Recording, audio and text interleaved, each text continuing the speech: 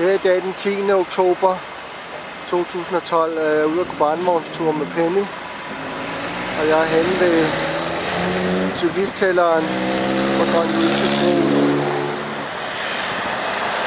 Her midt på dagen, kvart i 1, der er ikke kommet så mange cyklister hjem fra midtbyen. Men indtil i år, der er der altså over 3 millioner cyklister, der er passeret forbi her på vej ud til Nørrebro.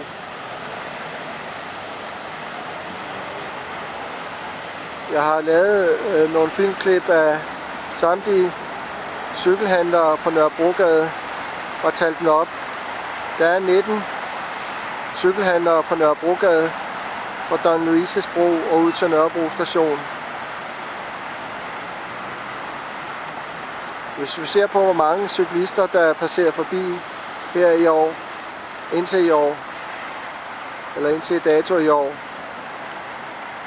og sammenligner med Vejle, Horsensvej eller Fredericia-vej, hvor der også er en cyklistæller, så er det 30 gange så mange cyklister, der cykler forbi her på Nørrebrogade i forhold til en af indfaldsvejene til Vejle Midtby.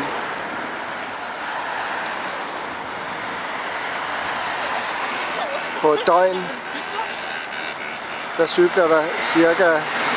15-20.000 cyklister forbi her på Nørrebrogade, hvis vi lægger begge kørselsretninger sammen.